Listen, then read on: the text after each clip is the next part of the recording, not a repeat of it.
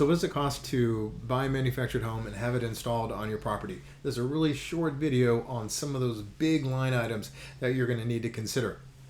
First is going to be the base price, and that is going to include the options to make it habitable. So this is going to follow the HUD code, or Housing and Urban Development. Next is going to be the options. Options are going to be upgrades that you may want. You might want nicer counters, you might want nicer cabinets, you may want to have some really nice flooring, or you might want to really kind of go and indulge yourself and have just a really fancy bathroom configuration. So those are things that you can get built into your manufactured home at the factory. The other is going to be sort of any sort of miscellaneous fees. I know that during COVID there were a lot of them, so it's good to ask your representative if there are going to be any sort of things that they're not going to talk about, or things you may not think about until the very end of the pricing. So get an idea of what those might be up front. Also, delivery. Is your property going to be nice and flat and level? Is it going to be easy to get that home delivered to that site, or are you up, as an example, in the mountains where it's going to be really hard to make it around corners and they're going to have to close roads? Once you get the home there, you're going to need to make sure that the property is nice and level and flat, and so that the manufactured home, factory built home, can be delivered and put onto that foundation system. So let's talk about that. The setup of that home, whether it's going to be 2 sections coming together or 3 sections coming together, you're typically going to have to join them. And once they're joined, they're going to be put on a foundation system.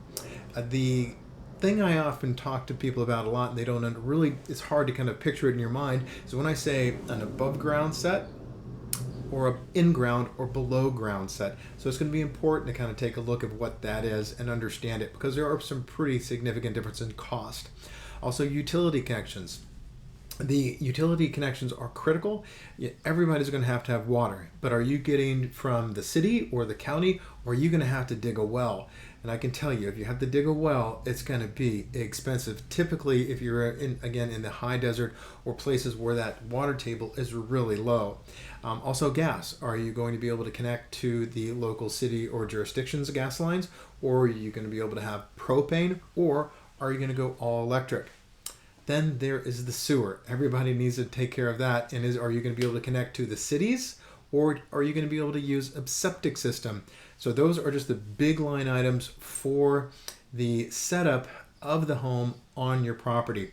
Next are going to be the accessories. An important term to understand and know is the word accessory. That's everything that's outside of the manufactured home. A garage, carport, HVAC, which is your heating, ventilation, and cooling, which keeps you nice and cold or nice and hot. And also hardscape, or you can put in these sort of concrete driveways, or you have any sort of walkways. And then solar. It's not required with a HUD product, but you may want to have it, so be sure to get a quote for it. Permit fees can be a very significant line item depending on where you are in the state of California. Also, connection fees. You may not just be able to connect to the city's water or sewer or gas could have additional cost. Make sure you take a look at those. Also, school fees and other impact fees. So that is just a very sort of big overview on what it costs for a manufactured home installed on your property.